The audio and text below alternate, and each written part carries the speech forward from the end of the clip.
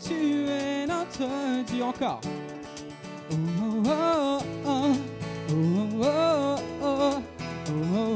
Tu es notre Dieu.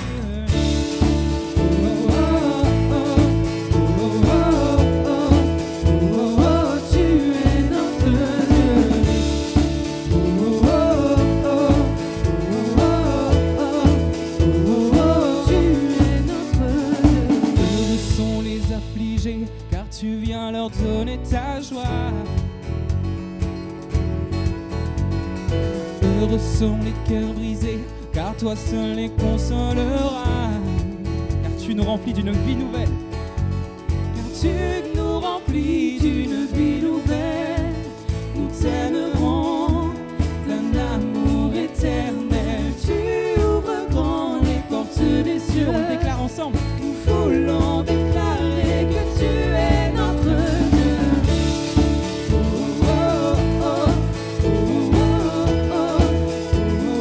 Tu es notre Dieu.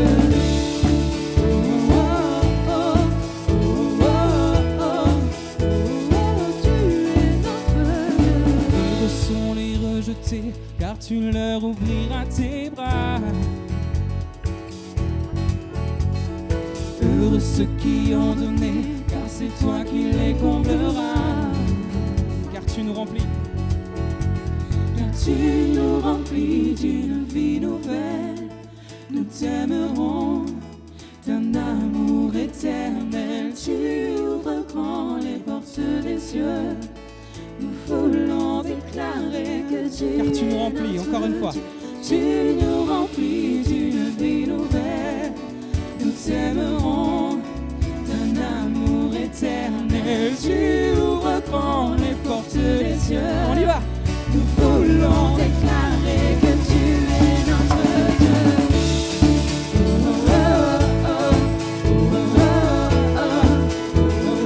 Tu es notre Dieu.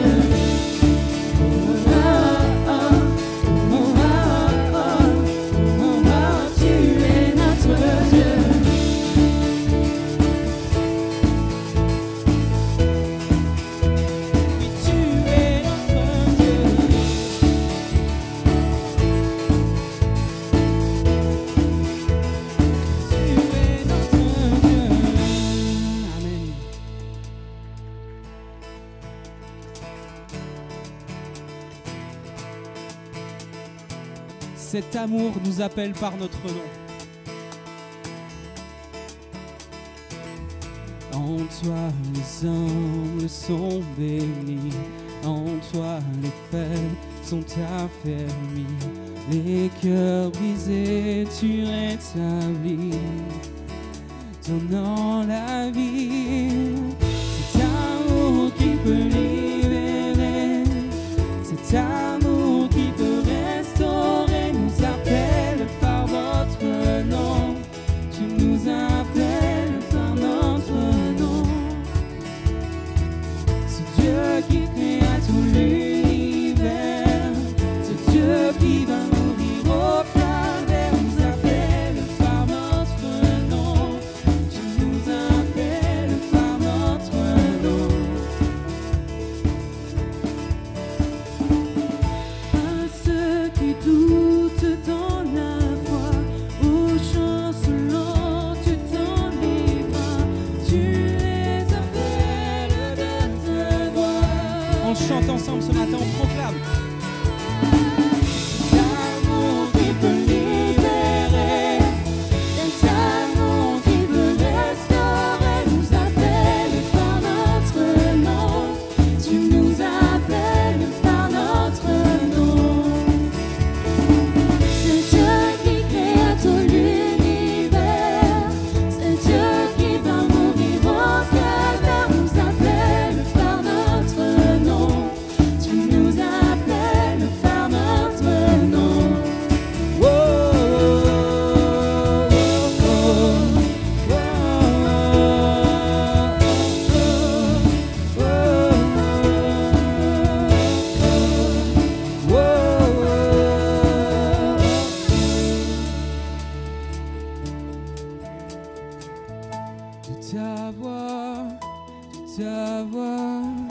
tu nous appelles à la croix.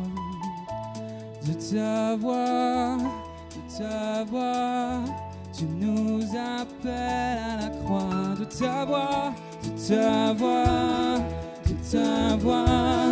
tu nous appelles à la croix. De ta voix, tu nous appelles à la croix. Cet amour qui peut libérer, cet amour qui peut restaurer, nous appelle par notre nom. Tu nous appelles par notre nom. C'est Dieu qui créa tout l'univers, c'est Dieu qui va mourir au calvaire, nous appelle par notre nom. Tu nous appelles par notre nom. Cet amour qui peut libérer, cet amour qui peut restaurer, nous appelle par notre nom.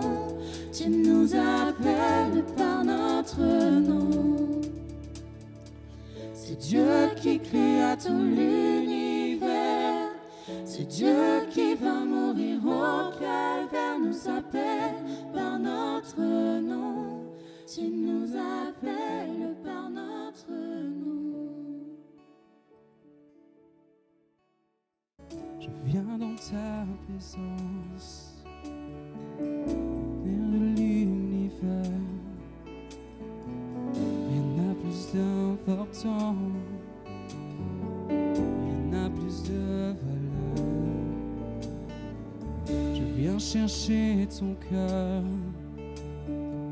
trouver ta volonté, tenir prosterné en chantant tes louanges. Ton nom est grand, ton nom est saint, ton nom est digne de louange. À toi l'honneur, à toi la gloire, à toi la puissance et la force. Jésus, agneau de Dieu. Dans ta présence, déposer mes fardeaux,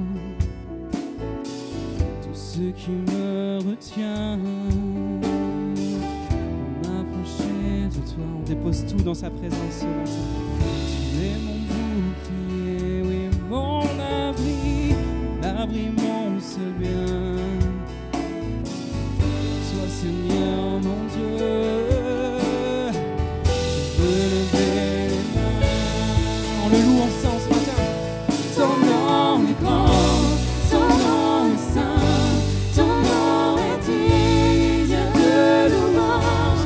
À toi l'honneur, à toi la gloire, à toi la puissance et la force. Ton nom est grand, ton nom est saint, ton nom est digne de louange. À toi l'honneur, à toi la gloire, à toi la puissance et la force.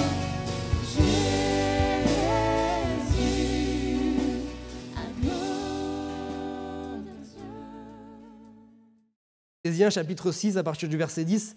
Au reste, fortifiez-vous dans le Seigneur et par sa force toute puissante. Revêtez-vous de toutes les armes de Dieu afin de pouvoir tenir ferme contre les ruses du diable. Car nous n'avons pas à lutter contre la chair et le sang, mais contre les dominations, contre les autorités, contre les princes de ce monde de ténèbres, contre les esprits méchants dans les lieux célestes. C'est pourquoi prenez toutes les armes de Dieu afin de pouvoir résister dans le mauvais jour et tenir ferme après avoir tout surmonté. Tenez donc ferme, ayez à vos reins la vérité pour ceinture, revêtez la cuirasse de la justice, mettez pour chaussure à vos pieds le zèle que donne l'évangile de paix, prenez par-dessus tout cela le bouclier de la foi, avec lequel vous pourrez éteindre tous les traits enflammés du malin. Prenez aussi le casque du salut et l'épée de l'Esprit qui est la parole de Dieu. Faites en tout temps, par l'Esprit, toutes sortes de prières et de supplications. Veillez à cela avec une entière persévérance et priez pour tous les saints. Amen. Alors la semaine dernière, on s'est quitté, on avait commencé à introduire cette parole que nous n'avons pas à lutter contre la chair et le sang. Je vous avais dit qu'il faut qu'on apprenne à reconnaître notre véritable ennemi. Okay, notre ennemi n'est pas, je citais, notre époux, notre épouse, notre patron, notre voisin ou qui que ce soit d'autre. Notre véritable ennemi, c'est notre ennemi commun, c'est l'adversaire, le diable. J'aurais beaucoup parlé de lui ces derniers temps, mais il faut en parler parce que la parole en parle. Okay, et je pense qu'il faut en parler parce que j'ai rencontré beaucoup de gens ici, ils n'osent même pas dire le nom. Vous savez, celui qu'il ne faut pas dire, mais tu peux dire son nom, hein. Tu peux dire son nom, il ne faut pas avoir peur, le diable. On croit en Dieu, mais on croit aussi que le diable existe et qu'il est là également pour détruire tout ce que Dieu veut faire dans notre vie. Alors, je vous avais dit qu'il est important de combattre le bon combat. Parce qu'il y a beaucoup de mauvais combats, mais il y a un bon combat. Okay, et en fait, bien souvent, on est fatigué dans notre vie tout simplement parce qu'on s'est trompé de combat. Si tu es fatigué pour combattre le combat qui s'offre à toi, c'est parce que tu as dépensé ton énergie dans d'autres combats. Je dis ça un peu cash, mais c'est vrai. Le Seigneur, et je l'ai cité dernièrement, le Seigneur ne permettra jamais que tu sois éprouvé au-delà de tes forces. Si tu es éprouvé, Dieu sait que tu as la force, mais souvent, tu n'as plus trop les forces nécessaires parce que tu t'es fatigué, tu t'es usé, tu t'es dépensé dans des combats qui n'étaient pas les combats que Dieu voulait pour toi. Et quand je dis toi, c'est moi aussi. Hein. On a besoin vraiment on ne peut pas être sur tous les fronts, en fait. On ne peut pas combattre tous les combats, c'est impossible. On doit choisir, c'est nous qui devons choisir dans quel combat on veut mettre notre énergie. On n'a pas assez d'énergie pour combattre tous les combats, c'est clair et net. Même avec le Seigneur, on ne peut pas tout combattre. Okay ? On doit choisir dans quel combat on veut mettre notre énergie. Pierre, par exemple, il s'est trompé. Vous savez ça ? Pierre, il s'est trompé. Parce que Jésus voulait que Pierre et les autres disciples combattent un certain combat. Mais lui, Pierre, vous le connaissez, hein ? Lui, c'était le fougueux, lui, c'est justement le bagarreur de Dieu, mais pas le bon, vous voyez ? Alors, quand il y a eu cette fameuse nuit-là à Gethsémane, qu'est-ce que Jésus leur a demandé de faire ? Est-ce qu'il leur a dit, vous restez debout avec votre épée là, la main sur la poignée de l'épée et prêt à dégainer ? Il faut vous préparer, prenez votre arme, prenez votre bouclier, etc. C'est ce qu'il a dit ? Il n'a pas dit ça. Hein ? Il a dit, venez, veillez et priez. Le combat, c'était celui-ci. Le combat, c'était celui-ci. C'était veiller et prier. Jésus, à ce moment-là, et bien souvent dans nos vies, Jésus n'a pas besoin de nous pour se défendre. Hein. Vous savez, des fois, vous vous fatiguez, je me fatigue, on se fatigue, à vouloir défendre le Seigneur. On parle du Seigneur, il y a des gens dans notre entourage qui se moquent de lui, ça nous met en colère. On combat, on veut insister. Non, ne combat pas. Jésus n'a pas besoin de toi pour se défendre. Hein. Jésus n'avait pas besoin de Pierre pour se défendre. Il dit un mot, il y a une légion d'anges qui descend, qui décime toute l'armée terrestre. Il n'a pas besoin de nous pour se défendre. Jésus n'a pas besoin de nous pour se défendre. Mais par contre, il avait besoin de ses disciples à ce moment-là pour le soutenir dans la prière. Veiller et prier. Et puisque Pierre s'est trompé de combat, qu'est-ce qui s'est passé ? En fait, il ne combat pas dans la prière, il s'endort, et dès qu'il se réveille, quand il se réveille, vous pensez que c'est le Pierre spirituel qui se réveille ou le Pierre charnel ? C'est le Pierre charnel. À ce moment-là, il n'est pas spirituel. À ce moment-là, il n'est pas spirituel, à ce moment-là, il est charnel. Donc, dès qu'on vient pour attaquer Jésus, ça part d'un bon sentiment, mais il dégaine l'épée, j'en ai parlé dernièrement. Il est fort, Pierre. Hein. Pierre, il sait que quand même, quand on fait quelque chose, il faut consulter Dieu. Hein. C'est une bonne chose de consulter Dieu. Mais Pierre, il consulte Dieu, mais il n'attend pas la réponse. Hein. Il dit, sortirons-nous l'épée ? Jésus n'a rien dit, il a déjà sorti l'épée, chut, l'oreille, elle est déjà par terre. C'est fini. Vous voyez, il est très... Donc, Pierre s'était trompé de combat, faisons attention, bien-aimés, de ne pas nous tromper de combat. On doit apprendre à ne pas se tromper de combat. Et donc, la suite de ce verset, nous n'avons pas lutté contre la chair et le sang, mais nous avons lutté contre les dominations, contre les autorités, contre les princes de ce monde de ténèbres, contre les esprits méchants. Je n'ai pas le temps de tout développer, mais c'est intéressant, peut-être qu'on y reviendra une autre fois. Tous ces noms-là, en réalité, c'est des noms que nous pouvons avoir nous aussi. Je ne vais pas développer ce matin, mais nous avons lutté contre les dominations. On parle des dominations spirituelles, hein, dominations ténébreuses. Mais lorsque nous avons été régénérés en Christ, est-ce que vous savez qu'on a été régénérés pour être comme à l'image d'Adam autrefois ? Ok, maintenant, quand Dieu a créé Adam, qu'est-ce qu'il a dit? Domine. Oui ou non? Dieu a créé Adam pour qu'il domine. Malheureusement, à cause du péché, de dominants, nous sommes devenus dominés. Oui ou non? Je citais tout à l'heure à un jeune, je lui disais ce fameux passage dans Genèse chapitre 4, si tu agis bien, le péché se couche à ta porte, certes, ses désirs se portent vers toi, ok, mais toi, domine sur lui. Sauf que sans Christ, c'est le péché qui domine sur nous. Okay? L'autorité également, on a lutté contre les autorités spirituelles, mais nous avons reçu, on va le lire tout à l'heure, on a reçu une autorité. Amen. On a à lutter contre les princes des ténèbres, mais nous sommes princes de la lumière. Alléluia. Eh oui, on est les enfants du roi des rois. Amen. On est on a reçu quelque chose, bien aimé. Mais sauf que, qu'est-ce qui se passe? Ces termes-là, ils nous font, waouh, domination spirituelle, autorité spirituelle, prince des ténèbres, c'est effrayant. C'est effrayant quand justement en face, on n'a pas les armes pour lutter. Mais nous avons des armes pour lutter contre ces choses-là. Amen. Alors je voudrais juste m'arrêter sur deux choses. D'abord, ces termes-là, domination, autorité, je vais lire un passage, je ne vais pas le commenter. Sinon, on va rester encore 3 semaines sur ça. Éphésiens chapitre 1, versets 17 à 23. Allez, s'il vous plaît, ouvrez bien vos oreilles, mais surtout vos cœurs. Ce texte-là, il est extraordinaire. Je demande que le Dieu de notre Seigneur Jésus-Christ, le Père qui possède la gloire, alléluia, vous donne par son esprit sagesse et révélation pour que vous le connaissiez, qu'on le connaisse véritablement, qu'il illumine ainsi votre intelligence afin que, c'est pas juste connaître, que vous compreniez aussi, que vous connaissiez et que vous compreniez en quoi consiste l'espérance à laquelle vous avez été appelés. Amen. L'espérance à laquelle vous avez... En fait, là, il faut comprendre, on a besoin de prendre conscience. Connaître, ce n'est pas suffisant. On a besoin de comprendre, de prendre conscience, l'espérance à laquelle nous avons été appelés. Et quelle est, écoutez ça, la glorieuse richesse de l'héritage que Dieu vous fera partager, alléluia, avec les membres du peuple saint. Est-ce que je peux entendre des amen un petit peu, s'il vous plaît? Alléluia. L'espérance, amen, l'espérance à laquelle vous avez été appelés, quelle est la glorieuse richesse de l'héritage que Dieu vous fera partager avec les membres du peuple saint et quelle est l'extraordinaire grandeur, ce n'est pas des petits mots, quelle est l'extraordinaire grandeur de la puissance qu'il met en œuvre en notre faveur, amen, en nous qui plaçons notre confiance en lui. Cette puissance, en effet, il l'a déployée dans toute sa force, en la faisant agir en Christ, lorsqu'il l'a ressuscité et l'a fait siéger à sa droite dans le monde céleste. Là, Christ est placé bien au-dessus de toute autorité, ces fameuses autorités contre lesquelles nous devons combattre, de toute autorité, de toute puissance, de toute domination et de toute souveraineté, au-dessus de tout nom qui puisse être cité, non seulement dans le monde présent, mais aussi dans le monde à venir. Dieu a tout placé sous ses pieds et Christ qui domine toutes choses, il l'a donné pour chef à l'Église qui est son corps, lui en qui habite la plénitude du Dieu qui remplit tout en tous. Alléluia. Colossiens chapitre 2, versets 14 et 15, je lis simplement aussi. Je n'ai parlé dernièrement. Il a effacé l'acte dont les ordonnances nous condamnaient et qui subsistait contre nous.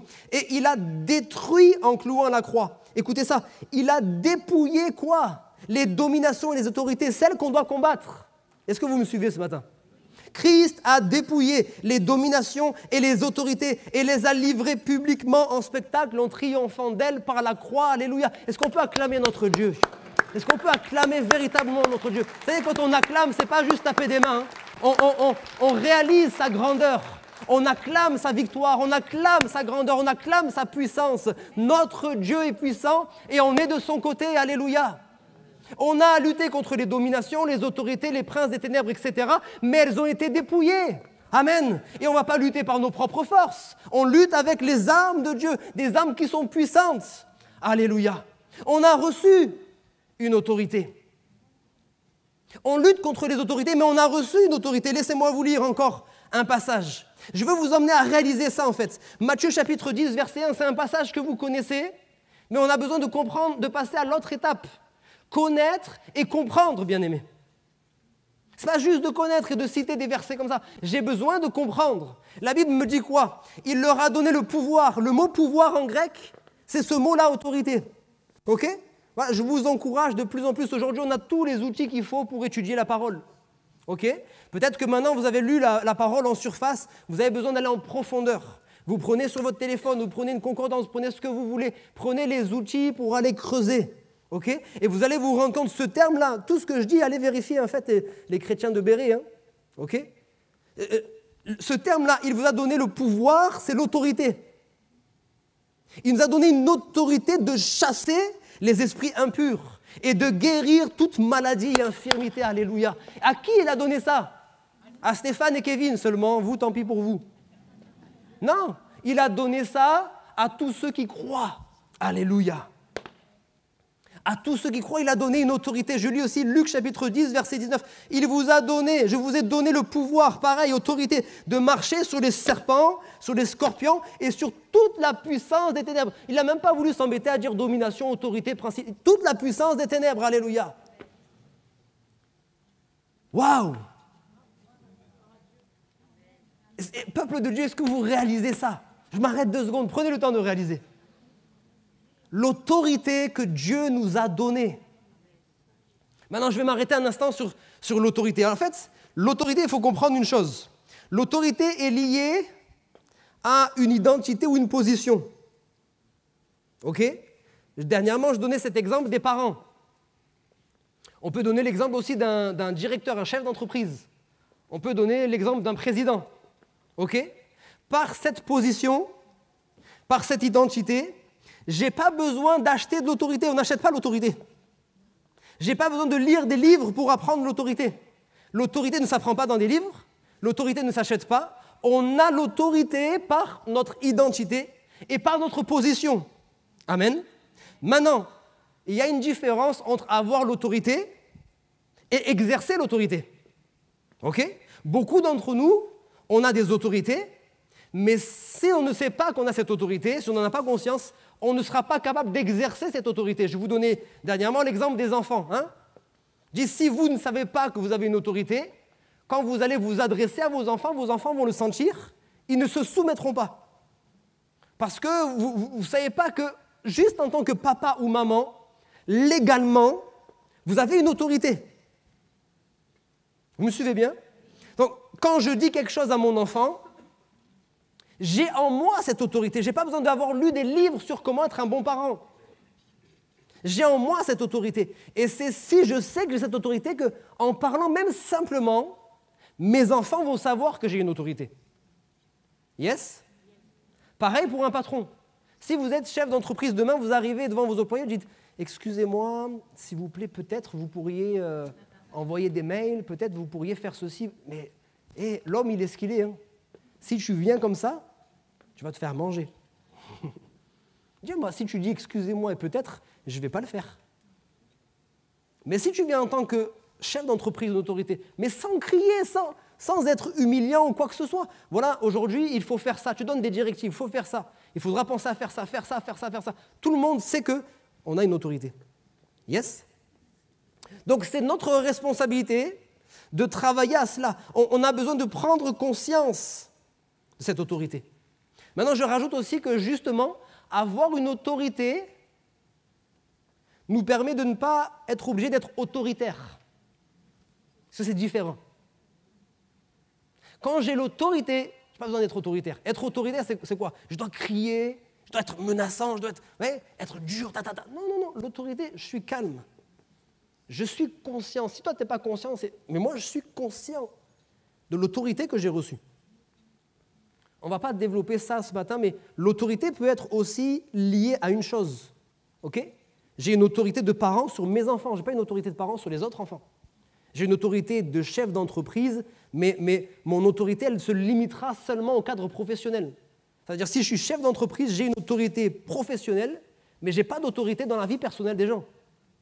Yes? Ça, c'est bien que vous le sachiez en tant qu'enfant de Dieu. J'aimerais en parler un jour parce que des fois, en tant qu'enfant de Dieu, on veut tellement être gentil qu'on accepte tout.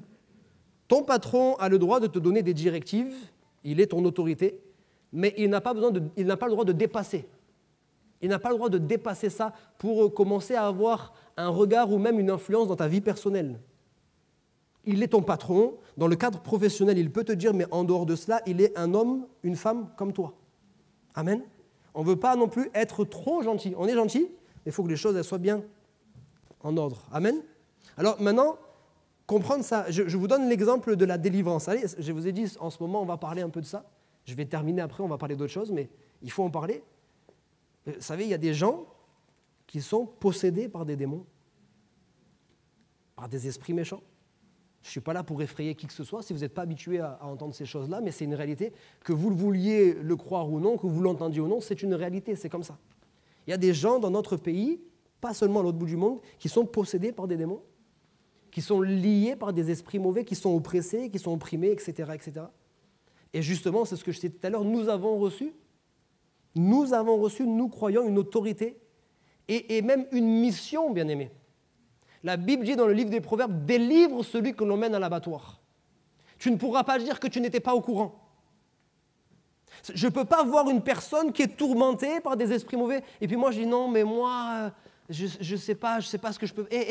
Tu peux faire par l'autorité qui est en toi. Maintenant, l'autorité, je vous donne un exemple qui m'a souvent marqué. Jésus, face à cet homme, ce fou de Gadara. Ce fou de Gadara, je peux affirmer qu'il avait en lui au moins 2000 démons.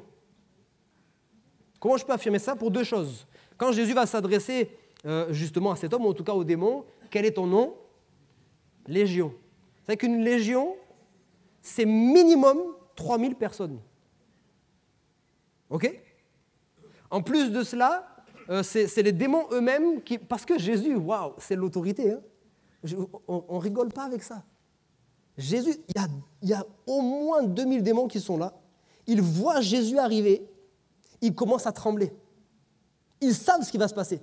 Donc comme ils savent que de toute façon ils vont partir, ils disent, bon, on va quand même assurer nos arrières. Ils vont dire à Jésus, permets qu'on puisse aller dans les pourceaux. Il y avait combien de pourceaux? 2000. Donc, il fallait qu'il y ait au moins un démon par pourceau, non? Donc, Jésus, face à cette légion de démons, oubliez même le 2000 si vous voulez, on s'en fiche, face à cette légion de démons, il n'a pas eu à être autoritaire, il n'a pas eu à crier. Des fois, je rigole un peu, mais des fois, 2000 prières pour chasser un démon. Au nom de Jésus, on est fatigué, et puis le démon, il finit par sortir. Et Jésus, il a juste dit « allez », parce que c'est même les démons qui ont demandé. Il a dit « allez », comme il a dit « allez », juste un mot, « allez », autorité, paf, les démons sont sortis. Vous comprenez la différence entre être autoritaire et avoir l'autorité, être conscient de cette autorité? Quand on est conscient de cette autorité, il y a quelque chose qui se dégage de nous, qui fait qu'avant même qu'on ouvre la bouche, déjà la personne, elle sait. Quand Jésus a été revêtu, comprenez... Ah, je vais sortir un peu de mon message, 2 secondes. Jésus, hein, fils de Dieu, depuis sa naissance, oui ou non? Ou bien il est devenu fils de Dieu à son baptême? Depuis sa naissance. Jésus, fils de Dieu. Jésus, parole incarnée. Jésus qui, à 12 ans, il confond déjà tous les grands, là, les professeurs d'école biblique, d'école, tout ce que... Ok? Il confond tout le monde par sa sagesse. Ce Jésus-là, il allait de lieu en lieu jusqu'à ses 30 ans, non? Mais quand il allait, rien ne se passait. Oui ou non? On a la même Bible. Quand il allait, les démons ne se jetaient pas à ses pieds. Quand il allait, les malades ne couraient pas après lui, etc., etc. Mais ce même Jésus-là, il est venu nous montrer le chemin, donc il a été baptisé par Jean. D'ailleurs, même Jean, il dit, mais non, c'est toi qui dois me baptiser. Non, fais, il est bon d'accomplir ce que Dieu veut, ok? D'accord? Il se fait baptiser, quand il se fait baptiser, qu'est-ce qui se passe? Le Saint-Esprit descend sur lui, sous la forme corporelle d'une colombe. Il va dans le désert. Sorti du désert, la Bible dit Jésus revêtu de la puissance du Saint-Esprit. C'est là pour vous expliquer que même ce n'est pas Jésus qui faisait ça. Vous comprenez? Jésus avait une mission, mais lui-même a été revêtu de la puissance du Saint-Esprit. Et ce n'est pas un Saint-Esprit plus important que le vôtre. Il n'y a pas plusieurs Saint-Esprits. Amen. Il n'y a pas plusieurs Saint-Esprits. Il y a un Saint-Esprit. Maintenant, c'est la place que nous lui laissons en nous. Yes, c'est l'autorité que nous lui laissons avoir en nous. C'est à nous-mêmes d'abord l'autorité avant que ce soit nous l'autorité. Dieu nous a donné une autorité, mais l'autorité c'est Dieu. Plus je me soumets à l'autorité du Saint-Esprit dans ma vie, plus j'obéis à sa parole, j'obéis à sa volonté, j'obéis à ses directions, plus le Saint-Esprit va agir. Vous êtes bien avec moi? Jésus lui-même a été revêtu de la puissance. Et maintenant, à partir de ce moment-là, quand il a commencé à aller de lieu en lieu, d'ailleurs même lui, ce n'était pas encore son temps, donc il disait certaines fois aux démons, taisez-vous, parce qu'il disait, je suis le Fils de Dieu, tu es venu pour nous tourmenter. Il dit, taisez-vous, parce que ce n'est pas encore le moment que les gens sachent. Vous comprenez? Mais les démons tout de suite étaient conscients de cette autorité. On peut avancer un peu? Vous avez encore un peu de temps ce matin? Comme ça, je conclus, si possible, ma pensée. Il est dit ensuite, résister dans le mauvais jour. Ah, donc il y a des mauvais jours? Même chrétien, il y a des mauvais jours, oui. Résister dans le mauvais jour. Après avoir tout surmonté. Il y a un verset qui m'a marqué, je vais vous le lire. Et ce verset, j'ai mis du temps à le comprendre. Proverbe chapitre 24, verset 10. Il est dit, « Si tu faiblis au jour de la détresse, ta force n'est que détresse. » Je répète. « Si tu faiblis au jour de la détresse, ta force n'est que détresse. » J'ai mis du temps à comprendre, ça veut dire quoi, clairement? Ça veut dire une chose, bien-aimé. S'il y a bien un moment où tu ne dois pas faiblir, c'est justement quand il y a la détresse. Mais on est tous pareils. Quand tout va bien, ben en fait, ça va, c'est OK. Mais quand la détresse vient, c'est là que, au moment où on doit vraiment se battre, c'est au moment où on finit certaines fois par baisser les bras. Oui ou non? C'est à ce moment-là, c'est là quand la détresse vient, que tu ne dois surtout pas faiblir.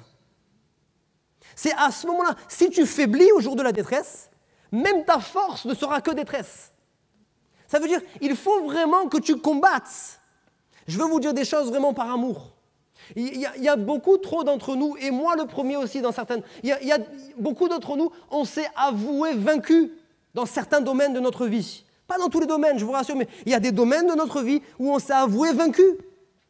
C'est comme ça, on a accepté. J'ai parlé déjà dernièrement, je ne vais pas revenir dessus, de la fatalité, etc. Je me suis avoué vaincu. Parce que la détresse est tombée sur moi, la difficulté est tombée sur moi, et j'ai fini par baisser les bras. Après, je continue à être croyant, je continue dans d'autres domaines à prospérer, etc. Mais dans ce domaine-là, je me suis laissé avouer vaincu. On a besoin de rester ferme, de tenir bon, même après avoir tout surmonté. C'est pas encore terminé. C'est pas encore terminé. Tu as déjà tout surmonté, mais il faut encore tenir ferme. J'ai été touché par le témoignage de différentes personnes, y compris les enfants de notre frère Gilbert. Dès le commencement, ça a été compliqué. Dès le commencement de sa vie, des épreuves, des difficultés, etc. Mais tous ont été d'accord pour dire, jusqu'à la fin, il a gardé la foi. Alléluia. Et pourtant, c'était difficile, et pourtant, c'était compliqué. Les vents étaient contraires. On a l'impression qu'il n'y a aucun moment, je parle humainement parlant, où wow, ça y est, quoi, ça devient plus simple. Non, non, non, non. La maladie, elle a été là. Mais il y a eu la grâce de Dieu qui était là aussi, parce qu'il a tenu ferme. Et il y en a beaucoup des exemples comme ça parmi nous. Et on doit s'encourager les uns les autres, on doit s'inspirer les uns les autres. On ne veut pas lâcher prise quand c'est difficile. Jacques chapitre 5, verset 14. Quelqu'un parmi vous est-il dans la souffrance? Qu'il prie. Quelqu'un est-il dans la joie? Qu'il chante des cantiques. Nous, des fois, on fait l'inverse. On est dans la souffrance, on veut chanter des cantiques. Il y a des temps pour tout. Bon, des fois, au travers du cantique, ça va nous aider. Mais tu es dans la souffrance, prie. Tu es dans la souffrance, crie à Dieu. Fais rien d'autre, même s'il faut. Tu es dans la souffrance, crie à Dieu. Les ténèbres ne régneront pas toujours, Dieu dit la parole. Amen. Dites-moi un amen du fond du cœur, là. Les ténèbres ne régneront pas toujours. C'est pas vrai, le diable veut nous faire croire que c'est comme ça va être jusqu'au bout. Non, non, les ténèbres ne régneront pas toujours. La Bible me dit, quand je marche dans la vallée de l'ombre de la mort. Oui, il y a des fois, je suis dans la vallée de l'ombre de la mort, mais je marche dans cette vallée. Je ne fais que la traverser. Il y a un moment donné où je vais sortir de cette vallée. Alléluia. Allez, amen. Dites-moi des bons amen, là, s'il vous plaît. Gloire à Dieu. Je vais sortir de cette vallée. Je vais sortir de cette vallée. Je ne fais que la traverser. Son bâton et sa houlette me rassurent. Il est avec moi. Je ne suis pas tout seul. Il est ma lumière dans la vallée des ténèbres. Il est ma lumière. Il m'éclaire. Il me conduit. Je ne suis pas tout seul. Et si c'est difficile, c'est le moment de ne pas lâcher. C'est le moment de prier.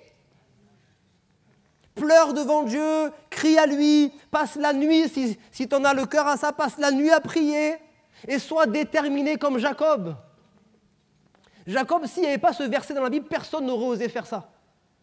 Il est qui pour dire « moi, je ne te laisserai pas partir sans… » Vous savez, il y a un langage spirituel, frères et sœurs, qu'on a besoin d'apprendre. Ah, il y a un langage spirituel qu'on a besoin d'apprendre. On est là. C'est vrai que Dieu, c'est Dieu. Dieu, c'est Dieu. Il n'y a pas de mots, on est d'accord ? Dieu, c'est Dieu. Il est souverain. Il est le créateur de toutes choses. Mais c'est mon papa. J'ai le droit de m'adresser à lui avec respect. Mais je connais ton cœur, Dieu. Je sais que tu es un Dieu qui est juste et pas injuste. Moi, je vais rester là. Je vais mourir de faim s'il faut. Je vais rester là jusqu'à ce que tu m'aies béni. Tu ne partiras pas tant que tu m'auras… Il faut oser quand même. Hein. Je ne partirai pas tant que tu ne m'auras pas béni. Je vais rester là. 1 jour de prière, c'est pas encore. 2 jours de prière, 3 jours de prière, 4 jours de prière. J'en ai le cœur, je vais jeûner. J'en ai le cœur, je vais veiller. Je prie. Si je dois mourir d'une chose, je mourrai en priant alors. Mais je vais prier jusqu'au dernier moment. Il n'y a rien de mieux à faire que ça. Parce que ce n'est pas en se plaignant qu'on va sortir de l'épreuve. Ça va empirer l'épreuve. Il n'y a qu'en priant que je vais réussir à sortir de cette épreuve-là. Vous me permettez de terminer avec les 2 derniers points ? Au moins, on conclut Éphésiens 6. Je ne vais pas parler de toutes les armes, juste le bouclier de la foi et l'épée de l'esprit très rapidement. Bouclier de la foi, j'en ai déjà parlé. Prenez le bouclier qui fait quoi ? Il éteint tous les traits enflammés du malin. J'ai combattu le bon combat, j'ai gardé la foi. C'est ça, combattre le bon combat. Et c'est la seule chose que Dieu te demande de faire, parce que c'est la seule, mais en même temps, ce n'est pas si facile que ça. Jaïrus, c'est le pire moment de sa vie. Son enfant de 12 ans est malade. Son enfant est à l'extrémité. Il a une position sociale, il a une position religieuse. Il est chef de la synagogue. Et à cette époque-là, les choses étaient claires. Celui qui suit Jésus va être exclu de la synagogue. Donc il prend un risque, il ne s'amuse pas. Il est là, il est chef de la synagogue, il va chercher Jésus et devant Jésus, il se prosterne. On ne fait pas ça pour un juif. On ne se prosterne pas devant un homme, on se prosterne devant Dieu seul. Jaïrus, quand il fait ça, il est en train de reconnaître aux yeux de tout le monde, Jésus, c'est Dieu. Il est en train de dire, je sacrifie ma position, ma place là dans la société. Je sacrifie cette position que j'ai parce que là, j'ai plus rien d'autre. Jésus, il faut que tu interviennes. Ma fille est à l'extrémité. Viens avec moi, s'il te plaît. Jésus dit, allez, on y va. La femme à la perte de sang arrive, ça ralentit le cortège. Et puis, il y a des serviteurs de la maison qui arrivent. Est-ce que vous arrivez à vous mettre juste un instant, excusez-moi, dans la peau de Jaïrus, là ? Jaïrus, t'avais pris la bonne décision. Tu as eu le bon réflexe. Tu es parti chercher Jésus. Et ça, c'est ce qu'il aime, Jésus. Tu t'es même humilié, tu t'es dépouillé, etc. C'est ce qu'il aime, Jésus. C'était très bien. C'est juste un peu trop tard. Rentre vite. Ta fille, elle est morte. Ta fille de 12 ans. Nous, on lit ça comme une histoire. À ce moment-là, lui, il ne sait pas ce qu'il… Ta fille de 12 ans vient de mourir. Il est complètement abattu. Il est complètement abattu. Et qu'est-ce que Jésus lui demande ? Pas grand-chose. Ne crains pas. Crois seul. Je te demande de rien faire d'autre. Je sais que tu n'as pas la force. Tu viens de perdre ta… Je ne te demande pas de faire des choses extraordinaires. Je ne te demande pas de combattre. Je te demande de croire seulement. Garde le bouclier de la foi. Ce sont des traits enflammés qui viennent de t'être envoyés. Les traits enflammés, ils arriveront quoi qu'il arrive. Mais toi, si tu as le bouclier, ils n'auront aucun effet. Ne sois pas effrayé par les traits enflammés. Toute ta vie, il y aura des traits enflammés. Toute ta vie, il y aura des traits enflammés. Mais si tu gardes le bouclier de la foi, ces traits enflammés n'auront aucun effet sur ta vie. Amen. ils n'auront aucun effet sur ta vie. J'ai prié afin que ta foi ne défaille point. Je n'ai pas prié pour que tu n'aies pas d'épreuve. J'ai prié pour que ta foi ne défaille point, parce que ta foi, c'est ce qui est le plus important. Sans la foi, nul n'est agréable à Dieu. Tu peux servir dans l'église, tu peux faire des bonnes actions, tu peux faire tout ce que tu veux, des prières, mais sans la foi, tu ne seras pas agréable à Dieu. Sans la foi, pas de salut. Tu peux encore une fois faire plein de choses, mais si tu n'as pas la foi, tu ne seras pas sauvé. Sans la foi, pas de miracle. C'est par la foi qu'on vit des miracles. Donc la foi, c'est ce qui est précieux. Votre foi, plus précieuse que l'or, doit être éprouvée. La foi, c'est précieux. Garde le bouclier de la foi. Alléluia. Et avec ce bouclier-là, laisse le diable se fatiguer. Laisse le diable se fatiguer avec ses traits enflammés. Ils ne t'atteindront pas. Parce que c'est Dieu qui le promet. Et puis la dernière chose, c'est l'épée. Est-ce que les musiciens peuvent remonter? La dernière chose, c'est l'épée. Mais l'épée, c'est quoi? Ce n'est pas l'épée de la parole. Souvent, on fait un espèce de raccourci. Ce n'est pas l'épée de la parole. Vous savez ça? C'est l'épée de l'esprit qui est la parole. Ah, nuance. Ce n'est pas l'épée de la parole, c'est l'épée de l'esprit qui est la parole. Ça veut dire qu'il y en a beaucoup qui utilisent l'épée de la parole. On a appris des versets par cœur et puis on commence à balancer ces versets à droite à gauche. Non, non, non, non, non. Ce n'est pas prendre des versets comme ça. Il faut le réma de Dieu. Vous connaissez le réma de Dieu? La révélation à propos, vous voyez? Où tu es dans une épreuve, tu ne sais pas pourquoi, mais là, il y a un verset qui te vient, ou un texte biblique qui te vient, et cette parole-là, ça vient comme une révélation. Et au moment où il y a la révélation, tu es plein de foi. La foi vient de ce que l'on entend vient de la parole de Dieu. Alléluia. Tu es là, tu es fatigué à cause de ta famille qui est en train de se déchirer, tes enfants qui se tournent vers la drogue, vers ceci, vers cela. Tu es fatigué, mais à ce moment-là, alors que tu es en train de prier, ça ne vient pas de toi. L'Esprit te met à cœur. Et souviens-toi ce qui s'est passé avec le geôlier, ce méchant geôlier. Lui et toute sa famille ont été sauvés. Alléluia. Et là, ça vient comme un réma de Dieu. Ce n'est pas que tu cites comme ça. Ça vient comme un réma de Dieu. Tu déclares par l'Esprit.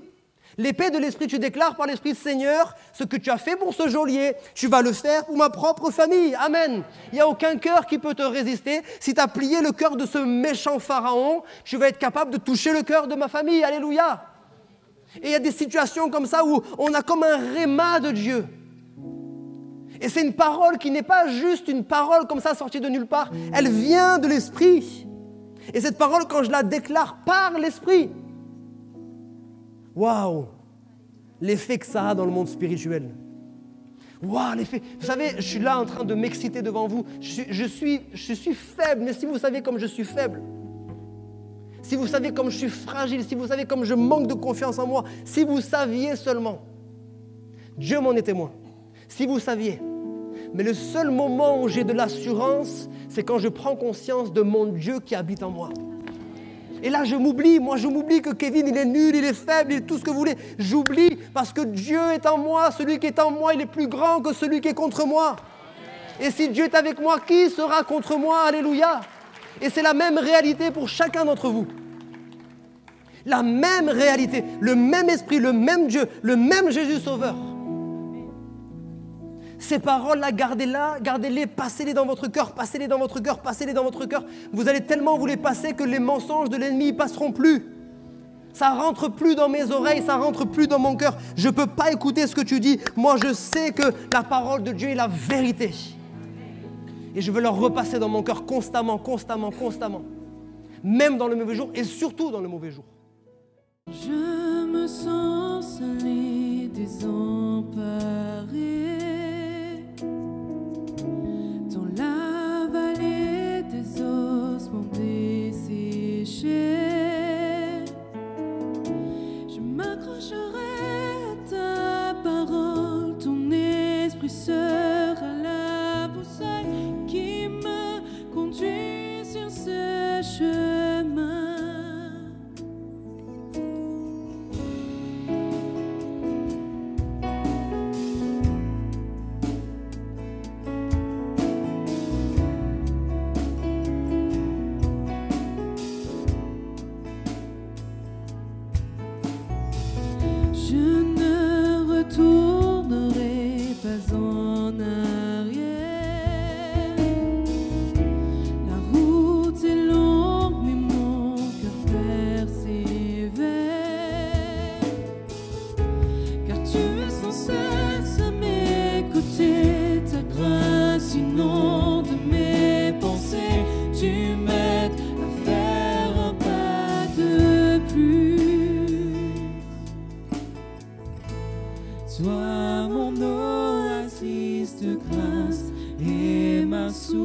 en plein désert, je trouve un refuge en toi. Dans le cœur d'amour du Père, ici je suis à ma place. Pas besoin de changer d'air, je trouve un refuge en toi. Dans le cœur d'amour du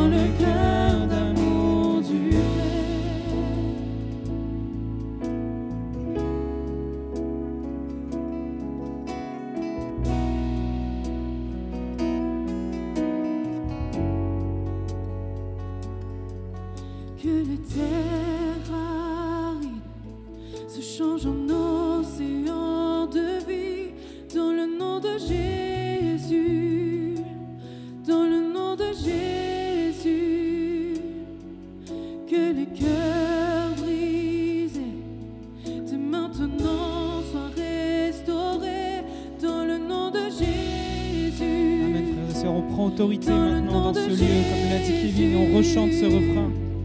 Que les terres et on le proclame ensemble dans le nom de Jésus. C'est pas juste des paroles.